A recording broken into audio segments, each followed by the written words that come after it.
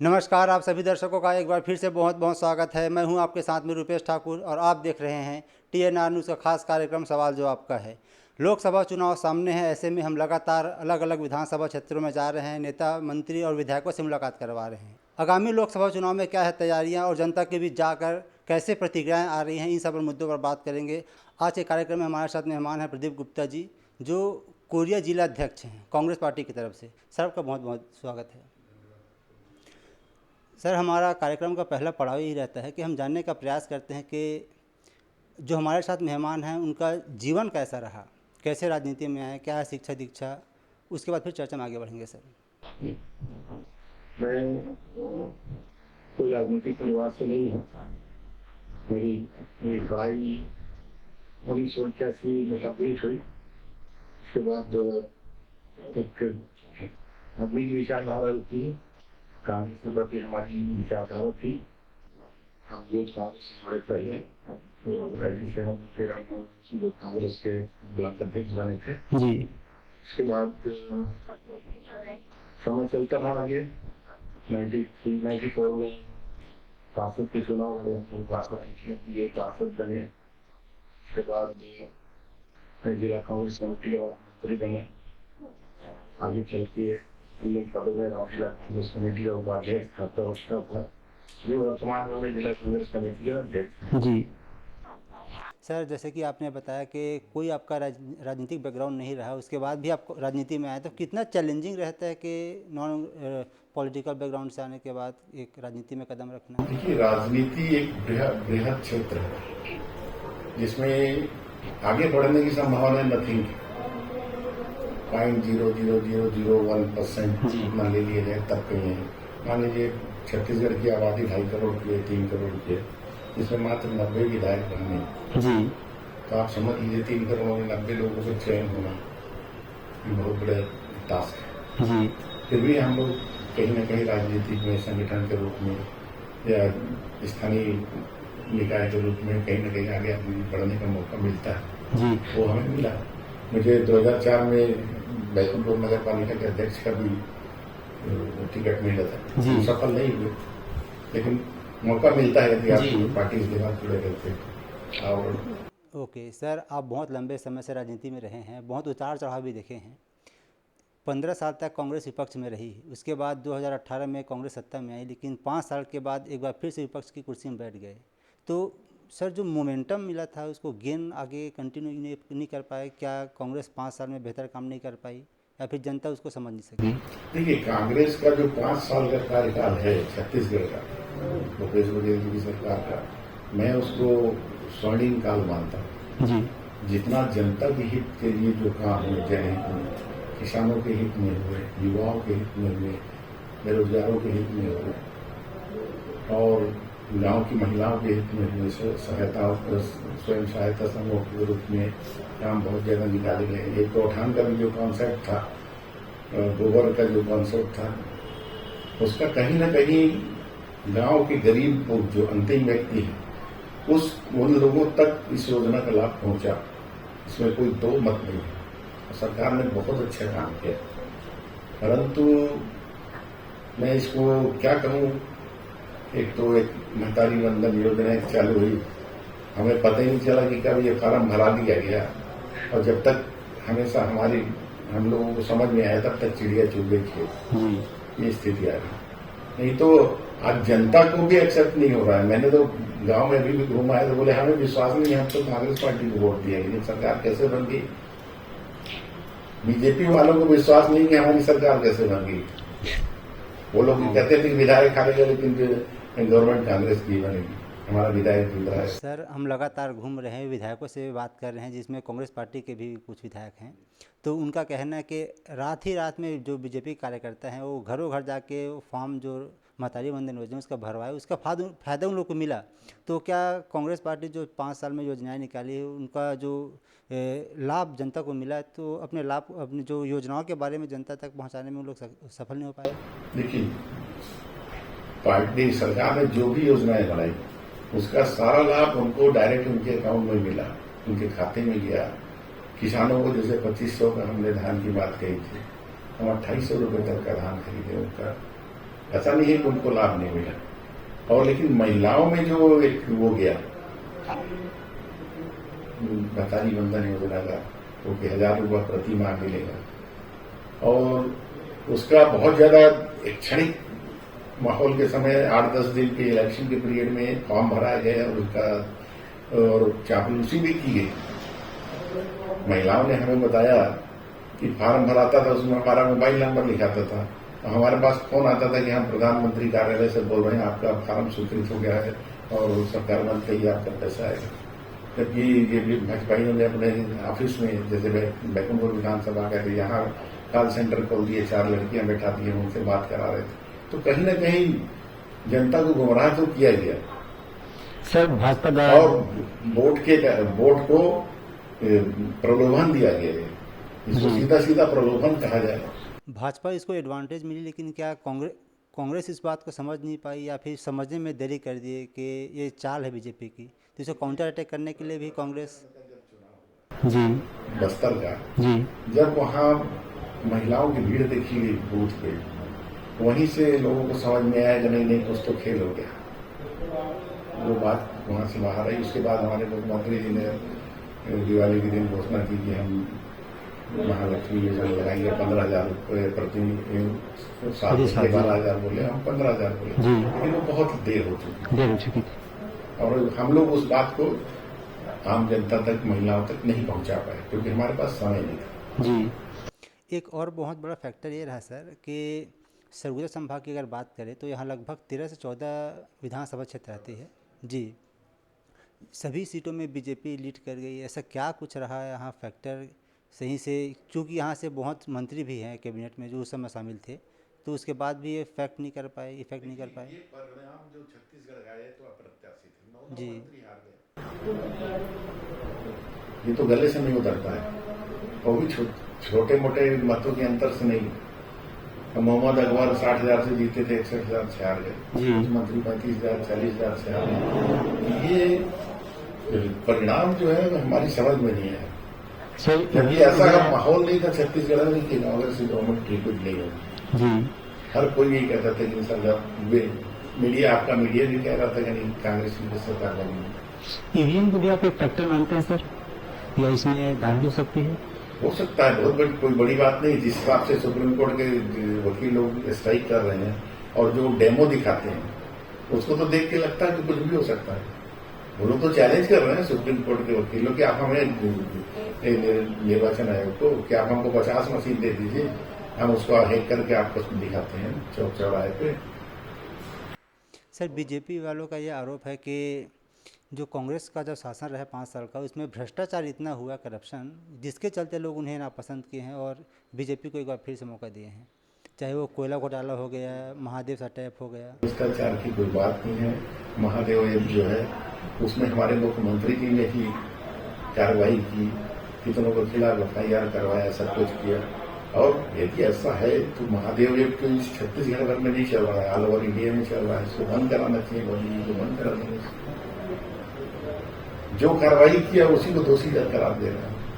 और भी उसके कहने के पास कि जिसकी गाड़ी बीजेपी के सांसद और विधायक की गाड़ी है, उसकी गवाही पे FIR कर रहे हैं हमारे मुख्यमंत्री के खिलाफ। चूँकि सर आप कोयले जिले के जिला अध्यक्ष हैं कांग्रेस पार्टी की ओर से, तो आपको क्या फैक्टर लगा कि यहाँ तीनों की तीनों सीट बीजेपी ले गई? देखिए, यहाँ तो अब मैं क्या बताऊं, परिस्थितियां तो ऐसी हैं।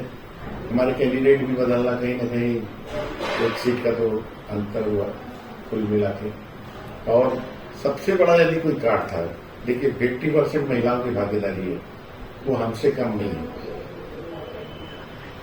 और 38% वोट बैंक कांग्रेस का है फिक्स, और लगभग उतना ही बीजेपी का है। यदि कोई ऐसा कारण सामने आ जाए तो 3-4% वोट को फ्लक्चुएट कर दे तो उसकी जीत हो जाती है। और महतारी वंदन योजना ने 4% वोट को फ्लक्चुएट किया छत्तीसगढ़ में। 41% में हम लोग यहाँ रह गए, ये अपना सरगुजा में कांग्रेस को 41% वोट मिले और बीजेपी को 43% सरगुजा संभाग, इसलिए हमारी सारी सीटें गायब हो गई हैं। तो महतारी वंदन जो है वो बहुत बड़ा फैक्टर के काम किए हैं। सर, अब लोकसभा चुनाव की बात करते हैं। कुछ समय के बाद लोकसभा चुनाव होना है और दोनों पार्टियों के जो कैंडिडेट हैं वो मैदान में उतर गए हैं, तो अभी क्या माहौल लग रहा है? जैसे आप जनता के बीच जा रहे हैं, प्रतिक्रिया कैसे आ रही है? देखिए, ये तो सेंट्रल का इलेक्शन होता है केंद्र सरकार का, और इसमें राष्ट्रीय मुद्दे काम करते हैं जी। और आज की स्थिति में जो है, केंद्र में 10 साल से बीजेपी की गवर्नमेंट है। उन लोगों ने जो जो वायदे किए सारे झूठे हैं। चाहे वो 15 लाख रुपए खाते में आने की बात हो, चाहे वो 2 करोड़ युवाओं को नौकरी की बात हो, चाहे 100 स्मार्ट सिटी बताने की बात हो, चाहे बुलेट ट्रेन चलने की बात हो, कोई भी, ये मैं बड़ी बड़ी बातें कर रहा हूं, कुछ भी सामने नहीं है, सिर्फ जुमलेबाजी है। लेकिन राम मंदिर तो बना दिए, सीए को पास कर दिया। राम मंदिर, जब तक मंदिर नहीं बना था तब तक मुद्दा था। धारा 370 जब तक हटी नहीं थी तब तक मुद्दा था। किसी भी चीज को आप कितने दिन तक बनाएंगे? राम मंदिर बन गया, प्राण प्रतिष्ठा हो गई, वो मुद्दा समाप्त हो गया। अब ये धार्मिक मुद्दे को आप मथुरा की तरफ ट्रांसफर कर रहे हैं। आप एक बात बताइए, जो देश धर्म की तरफ गया वो बर्बाद हुआ। उदाहरण मैं दे रहा हूं, पाकिस्तान धार्मिक देश है, आज कंगाली की स्थिति में है। श्रीलंका धार्मिक देश है, धर्म के क्षेत्र में गया, बर्बाद हो गया, गृह युद्ध हो गया, कटाक हो गया। आज भारत की स्थिति क्या है इंडिया में? 1914 में जब यूपीए की गवर्नमेंट गई, मनमोहन सिंह जी की सरकार गई, तो इस देश का जो जीडीपी के हिसाब से 54 लाख करोड़ का कर्ज था हमारे देश पे, और 10 साल के कार्यकाल में 70 साल कांग्रेस की सरकार थी तो कुल 54 लाख करोड़ का कर्ज, और आज 10 साल बीजेपी के कार्यकाल में 183 लाख करोड़ का कर्ज है। टोटल जीडीपी का 81% कर्ज है। जिस दिन ये 100% हो जाएगा ना, सारे देश हाथ खड़ा कर लेंगे, कोई हमारी मदद करने को तैयार नहीं होगा। आज हम वर्ल्ड बैंक के ब्याज को पटाने के लिए लोन ले लेके ब्याज पटा रहे हैं। ये स्थिति है इस देश की। गिने चुने उद्योगपतियों को लाभ मिल रहा है, आम जनता के लिए कुछ भी नहीं हो रहा ना। ये सरकार कुछ कर रही है। हमारे प्रधानमंत्री जी कहते हैं हम किसानों को कर्जा माफ नहीं कर पा रहे। यूपीए की सरकार की 72,000 करोड़ का कर्जा माफ किया था। ये 1,60,000 करोड़ का कर्जा उद्योगपतियों का माफ कर सकते हैं, परंतु 60-70,000 100 को 1 लाख करोड़ का किसानों का कर्जा माफ नहीं कर सकते, जो कि किसान जो है इस देश की नींव है। इस अर्थव्यवस्था को कहीं न कहीं, भारत की अर्थव्यवस्था को हमारे राहुल जी कहते हैं ना कि इस देश की अर्थव्यवस्था 2 तरफ से चलती है। एक तो उद्योगपति चलाते हैं, दूसरा एक किसान चलाते हैं, और उन किसानों के द्वारा चलाई गई अर्थव्यवस्था पे ही ये देश टिका हुआ है। उद्योगपति तो डुबाने में चले हैं। आपको मालूम है अदानी जी की इनकम क्या है? 2014 में अदानी जी का जो पोजीशन था वर्ल्ड में उद्योगपतियों में 695 था, नंबर में थे ये, और आज 10 साल के अंदर वर्ल्ड के 5वें टॉप धनाढ़ लोगों में नाम है। तो क्या ये काम करके कमा रहे हैं? सरकार इनको फायदा कर दिला रही है, उससे ये लोग पैसे कमा रहे हैं। कांग्रेस पार्टी भले ही आरोप लगाए कि बीजेपी जो वादा करके आए थे उसको पूरा नहीं कर पाए, लेकिन और जो उनके उद्योगपति करीबी हैं उन्हीं को फ़ायदा पहुंचा रहे हैं। लेकिन अगर देखा जाए सर सच्चाई को, 2013 में जब चुनाव हुआ तब 280 प्लस उनके पास सीट थी, लेकिन जब 2019 में चुनाव हुआ तो वो 300 को पार कर दिए। तो आपको लगता है कि कहीं ना कहीं जनता उनके कामों को पसंद कर रही है? उस समय राम मंदिर नहीं बना, उस समय धारा 370 खत्म नहीं होती। ये सब मुद्दे थे, बड़े मुद्दे जी। अभी भी यूजीसी और मुद्दा है। वो जो है ना, वो सरकार बनने के बाद इस 5 साल में खत्म हो गए। अभी तो भाजपा 50 बार बोल रही है। वो तो बोले जब आदमी बर्बाद होने की स्थिति में आता है। हमारे मुख्यमंत्री जी 75 बार बोले, 35 में आ गए। हमने भी तो छत्तीसगढ़ में नारा दिया 75 बार, अब की बार 75 बार। पिछले बार बीजेपी में नारा दिया था 65 बार, 15 में आ गए थे। हम 75 बार बोले तो 35 में आ गए। 400 बार बोले हैं, पता चला कि 200 में आ जाएंगे। ये सरकार तो सेंट्रल में नहीं बनती, ये तो तय है। चलिए एक पल के लिए मान भी ले कि सेंटर में सरकार मोदी की भाजपा सरकार की नहीं बन रही है, लेकिन अगर विपक्ष की बात करें तो विपक्ष में कौन है सर, समझ में नहीं आ रहा है जनता को। देखिए, आज इंडिया अलायंस बना है, 68% वोट, सॉरी 62% वोट विपक्ष में पड़ता है, जी 38% बीजेपी को मिलता है और सरकार में 68% वोट जब एकजाई होगा। यूपीए सरकार जब बनी थी तब भी एकजाई हुए थे। आज इंडिया में अलायंस बना है, एक आध दल को छोड़ के सब संगठित है। तो जब एक साथ संगठित होकर कोई चुनाव लड़ता है तो 38% वाली की स्थिति सही नहीं हो, मेरा ये मानना है। ठीक। एक पल के लिए भी मान लीजिए सर कि चलिए 68% वोट एक तरफ है और बाकी 38% वोट एक तरफ है, तो चुनाव लड़ने के लिए मैन पावर मनी पावर दोनों की जरूरत पड़ती है, लेकिन कांग्रेस के पास कहाँ है सर। तो ये बीजेपी मोदी जी अधिनायकवाद की ओर जा रहे हैं, जी सीधा सीधा सा बात है। उन्होंने 143 सांसदों को बर्खास्त किया, सारे गलत सलत अमेंडमेंट कर लिए कानून में, संविधान में।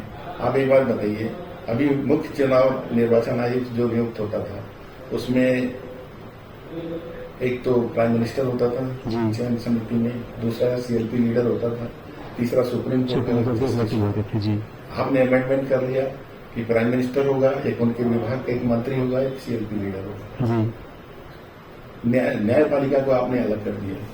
अब आप तो जो मुख्य चुनाव आयुक्त बनेगा वो तो आपका पिट्ठू रहेगा, आप जो बोलोगे वो करेगा। तो निष्पक्षता रह कहां गई, प्रजातंत्र रह कहां गया। संविधान की तो धज्जियां उड़ा रहे हैं लोग, आम जनता के हित में क्या कर रहे हैं। मोदी जी का कभी भाषण सुने होंगे आप लोग, कहते हैं कि मैं तो न आरक्षण के पक्ष में हूं, न मैं जातिवाद के पक्ष में हूं। तो जब आप ना लोगों को आप दबे कुछ लोगों को आरक्षण दोगे, न कुछ दोगे, तो आप संविधान को मतलब दरकिनार। जी, और एक और फैक्टर है सर, राहुल गांधी जी द्वारा जो भारत जोड़ो न्याय यात्रा स्टार्ट किया गया था वो छत्तीसगढ़ से भी होते हुए गुजरा दूसरे राउंड में, लेकिन जो पक्ष भी सत्ता पक्ष में भाजपा वो ये आरोप लगा रही है कि जिस जिस राज्य से गुजरे हैं और वहाँ इलेक्शन हुआ तो वहाँ हार का सामना करना पड़ा है कांग्रेस को, और बीजेपी को इसका फायदा हुआ है। देखिए, छत्तीसगढ़ से जब गुजरे तो इलेक्शन हो चुके थे, जी और छत्तीसगढ़ में जिस क्षेत्र से उतरे हैं, ये अपना उदयपुर का एरिया है, वह 1 लाख पेड़ आजादी ने काट डाले। एक इंडस्ट्री कोल माइंस खोलने के लिए वहां की पूरी जनता, पूरा गांव, पूरा क्षेत्र, उसका हसदेव अभ्यारण्य का जो एरिया है उसको बिल्कुल नेस्तनाबूद करने में लगे हुए। पर्यावरण की को बैंड लग बजा दी है, लेकिन कोई सुनने वाला नहीं। एक पौधा पेड़ लगाने में, उसको एक वृक्ष बनाने में 200 साल लगते हैं, और आप 1 लाख पौधे काट दिए। आप कहते हैं कि हम लगाएंगे, कहाँ से लगाएंगे। प्रकृति को भी देखिए, मानव जीवन को भी देखिए, पैसा ही कमाना सब कुछ नहीं है। कोयला से ठीक है, वो बहुत जरूरी है, औद्योगिक नीति है, कोयला भी चाहिए, लेकिन विकास का मतलब ये नहीं है कि प्रकृति के साथ खिलवाड़ कीजिए। भाई आप जी, कोरोना आने से पहले पर्यावरण की क्या स्थिति थी, ओजोन परत फट गई थी, धरती का टेम्परेचर बढ़ता जा रहा था। 100 साल बाद एक त्रासदी आई, 6 महीने के लिए पूरी दुनिया बंद हो गई। ऑटोमेटिक सारी परिस्थिति एक साथ हो बन गई, मतलब सुधर गई अपने आप। जी गंगा जी का जल शुद्ध हो गया, ओजोन परत जो छेद हुआ था अपने आप बंद हो गया, पर्यावरण सुधर गया।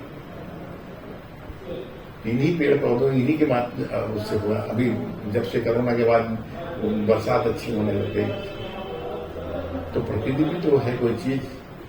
हमारा जीवन ही सब कुछ नहीं है, इस प्रकृति से जुड़ा हुआ है। हम लोग यहाँ आए हैं मेहमान, जी ये दुनिया है, इसमें मेहमान है, और हमारा ये दायित्व है कि इस दुनिया को आगे ले जाए, इसको बर्बाद करके न जाए। सर अभी यहाँ जो सरगुजा लोकसभा क्षेत्र है, यहाँ से वर्तमान में भी कांग्रेस पार्टी की सांसद हैं, और जो इस बार भी उन्हें मौका दिया गया है ज्योतिषराम महंत जी को। इनके जो अपोजिशन में सर भारतीय जनता पार्टी के जो उम्मीदवार हैं सरोज पांडे जी, वो भी काफ़ी कद्दावर है, तो चुनौती टकराव कितना इस बार मजबूती से होने वाला है।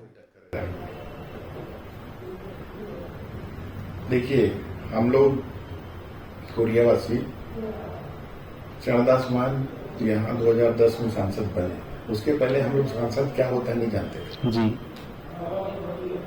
सांसद जानते थे कि सांसद है, लेकिन कभी 5 साल में एक बार वो चुनाव प्रचार करने आ जाते थे। सीधी से जुड़े हुए थे।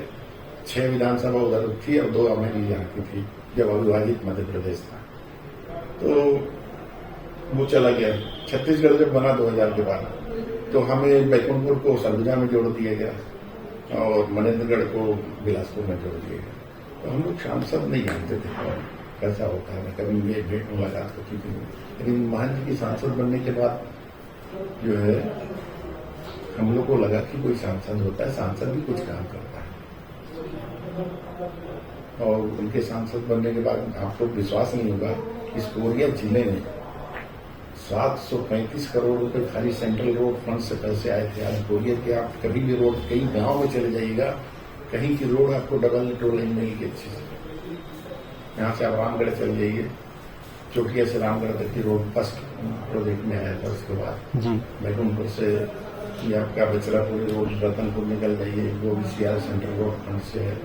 इधर आपका बैकुंठपुर से भाड़ी होते हुए पटना निकल जाइए, ये कुड़ेली होते हुए पटना रोड निकला, वो भी सेंट्रल रोड फंड से है। बैकुंठपुर से भैया थाना होते हुए रामानंदगंज तक का जो रोड है, वो भी सीआरएफ फंड से बना है। तो रोड के मामले में उसमें डेवलपमेंट हुआ है। हम ये लगा कि हाँ, सांसद कुछ कर सकता है, सांसद का भी एक लोग है। और उनके आने के बाद सतत यहाँ मिलते जुलते रहे और पब्लिक के बीच में रहते, उनका व्यक्तिगत लगाव है। इत्तेफाक से दोबारा जब चुनाव लड़े तो मात्र 2,500 वोट से हारे थे। उसके बाद अगला चुनाव हुआ तो विधानसभा लड़े शक्ति से, तो स्पीकर बन गए। उन्होंने अपनी पत्नी को यहाँ से चुनाव उतारा, वो नहीं उतारे, पार्टी ने उतारा। ये आप लोग यहाँ देख सकते हैं। तो ये इधर से तो उनका कम वो था, मतलब यहाँ से माइनस में ही गए थे तीनों विधानसभा से, परंतु उधर कोरबा और ये पाली थाना का ग्राम से लीड मिली 25,000 की वोट मतलब से वो आगे। और उनके कार्यकाल के आते ही कोरोना आ गया, 2-2.5 साल तो वैसे ही चला। फिर लेकिन जितना भी काम करते बना, जैसे आप कहे ये काम है, अभी बैकुंठपुर रेलवे स्टेशन का जीर्णोद्धार हो रहा है, उसके बारे में भी कई बार उन्होंने नेता रेल मंत्री से मिलते रहे, अपना काम करते रहे। कोरबा में मेडिकल कॉलेज का स्थापित कराया, वहां से पंजीयन कराया, हमेशा जनसंपर्क में रही और यहाँ उनका व्यक्तिगत लगाव इस क्षेत्र से पब्लिक का। तो और जहां तक सरोज पांडे की बात है, मैं मानता हूँ बहुत कद्दावर नेता है कुछ भी, लेकिन वो कद्दावर के साथ साथ असभ्य भी है। पब्लिक को उनकी लैंग्वेज पसंद नहीं है, मेरा जहां तक मानना है। और यहाँ कोरिया जो है असभ्य लोगों को बर्दाश्त नहीं करता। जी सर, छत्तीसगढ़ में 11 लोकसभा सीटें हैं और फिलहाल अभी कांग्रेस के पास 2 है। क्योंकि भाजपा अभी फिर से वापस सत्ता में आ गई है, तो क्या इसका एडवांटेज भाजपा को मिलेगा कि कांग्रेस अपनी 2 से आगे बढ़ेगी सीट में? कांग्रेस देखिए इस बार 5 से 6 सीट जीतेगी, मेरा जो अनुमान है। और भाजपा की सरकार बनने से कांग्रेस को फायदा होगा, नुकसान नहीं होगा। क्या है, यदि कांग्रेस की सरकार बनती तो जितने हमारे बड़े बड़े लीडर जो अभी चुनाव लड़ रहे हैं, ये सब विधानसभा में रहते। आज भूपेश बघेल चुनाव नहीं लड़ते होते, आपके डहरिया जी चुनाव नहीं लड़ते होते, रामदास साहू नहीं लड़ते रहते। ये बड़े चेहरे जो इलेक्शन लड़ रहे हैं, तो कहीं ना कहीं इसका तो वो मिलेगा। और जनता त्रस्त है महंगाई से, सीधी सी बात है, आपको लग नहीं रहा है लेकिन महंगाई है, जनता परेशान है, युवा परेशान है, बेरोजगार परेशान है, नौकरियां नहीं है, खाली सब्जबाग है। एक बात बताइए, इस देश का युवा जिसको कहते हैं ये भारत देश जो है 50% युवाओं का देश है, और उनके हाथ में आप चावल और फूल धरा के गली गली बंटवा रहे हैं, जिनको रोजगार देना चाहिए, जिनको उनको धार्मिक उन्माद में आप पहुंचा रहे हैं। ये विकास नहीं है। विकास कृषि का विकास होना चाहिए, युवाओं को नौकरी मिलनी चाहिए, तकनीकी डेवलपमेंट होना चाहिए, ये सब विकास है। खाली ताली बजाओ, कोरोना हो गया वो ताली बजाओ तो कोरोना भाग जाएगा, ये करने से नहीं होता। ठीक है, पब्लिक को आप कब तक बेवकूफ बनाएंगे? 5 साल 10 साल, उसके बाद तो पब्लिक समझेगी, वो तो परिवर्तन करेगी। मान लीजिए कि इंडिया अलायंस जीत कर आ जाती है लोकसभा चुनाव में, तो पीएम के कैंडिडेट उम्मीदवार कौन किसे मानते हैं आप, कौन बन सकते हैं? देखिए, ये तो गठबंधन तय करेगा, जी, मैं इसके बारे में कुछ कह नहीं सकता। राहुल गांधी को लोग सामने ला रहे हैं। नहीं, राहुल गांधी हमारे नेता है, इसमें कोई दो मत नहीं। और मैं आपको एक बात बता दूं, उतना वेल एजुकेटेड अभी इंडिया में कोई नहीं है। और वो जो बोलते हैं ना, बहुत कोशिश किया, अरबों खरबों रुपए खर्च करके राहुल गांधी को पप्पू बनाने की कोशिश की गई, लेकिन सब फेल हो गए। आज उनको समझ में आना, डर सिर्फ राहुल गांधी से ही है। डर यदि किसी को है तो सिर्फ राहुल गांधी से, तो उसके पास ज्ञान है, उसके पास पब्लिक भी। आप एक बार बताइए, पदयात्रा के माध्यम से उसने पूरे हिंदुस्तान को नाप दिया। एक एक व्यक्ति से मिला है, चाहे वो पंचर बनाने वाला आदमी हो, चाहे साइकिल बनाने वाला, चाहे बाइसिकल बनाने वाला आदमी हो, या किसान हो। तो आज भारत का दर्शन यदि किसी ने किया है, और भारत की जनता के बीच में बैठ के, और भारत क्या है वो उन्होंने देखा है। जिस प्रकार महात्मा गांधी आए थे अफ्रीका से लौट के, सूट पैंट में आए थे, 1930 में मेरे ख्याल से आए थे, ठीक से कंफर्म नहीं, ओके, लेकिन 1930 में आए थे। फिर उन्होंने पूरे इंडिया को घूमा। अब घूमने के बाद देखा कि इस देश की क्या हालत है।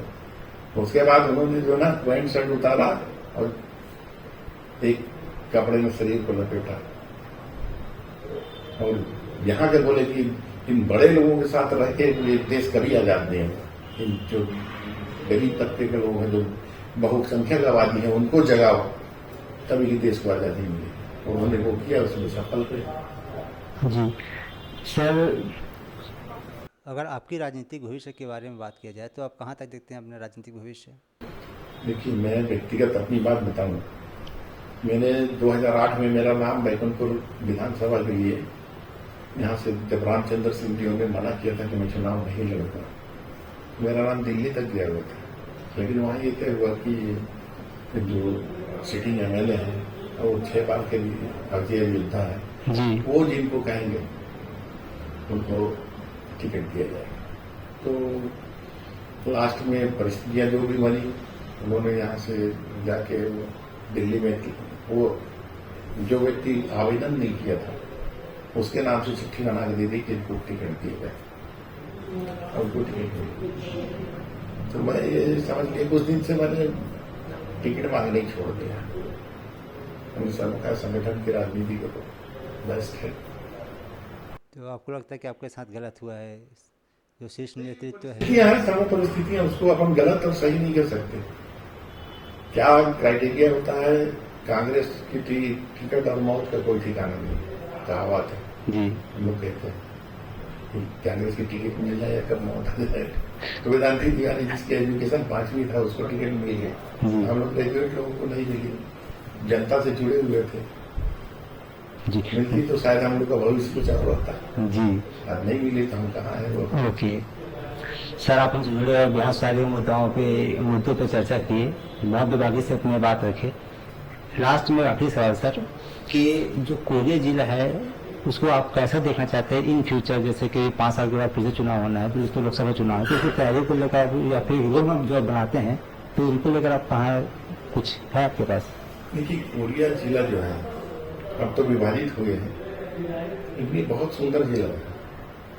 और आज भी छोटा बचा है, लेकिन बहुत ही वेल कहना चाहिए, एग्रीकल्चर में बहुत व्यवस्थित है। कोरिया जिले में कम से कम 2 बड़े मीडियम प्रोजेक्ट डैम हैं। बैकुंठपुर में ही आपको बता रहा हूँ, यहाँ से इधर वो है, क्या कहते हैं, गैस डैम बना हुआ है, इधर झुमका डैम बना हुआ है, जिससे बैकुंठपुर की लगभग 50% एरिकेटेड एरिया है। और छोटे और मध्यम डैम को मिलाकर 200-250 डैम है बैकुंठपुर प्रॉपर में, बैकुंठपुर विधानसभा क्षेत्र में। तो यहाँ की कृषि की स्थिति बहुत अच्छी है, और यहाँ लोक संपन्न है, इसमें कोई दो मत नहीं। और यहाँ के लोग स्वाभिमानी भी है। ठीक सर, बहुत धन्यवाद। जाते जाते हमारे दर्शकों को अपने माध्यम से, हमारे माध्यम से कुछ अगर संदेश देना चाहेंगे। मैं सभी दर्शकों से ये निवेदन करना चाहता हूं कि आने वाला समय जो है बहुत ही जटिल परिस्थितियों का है और इस देश को सांप्रदायिकता से और लोकतंत्र की रक्षा करने के लिए आप सभी से ये निवेदन है कि कांग्रेस गठबंधन जो इंडिया के पक्ष में मतदान करे और सरकार बनाए, नहीं तो ये देश अधिनायकवाद की ओर जा रहा है, उसको रोकना बहुत जरूरी है। जी, तो आपने सुना प्रदीप गुप्ता जी को, जिनका कहना है कि आने वाले लोकसभा चुनाव में इनके पार्टी अच्छा परफॉर्मेंस करने जा रही है और जो अभी तक 2 जीत कर आ रही थी, इस बार 4 से 5 सीटों लोग जीत के आएंगे। फिलहाल इस कार्यक्रम में इतना ही। अगली बार आपसे फिर होगी मुलाकात, तब तक के लिए अनुमति दीजिए। नमस्कार।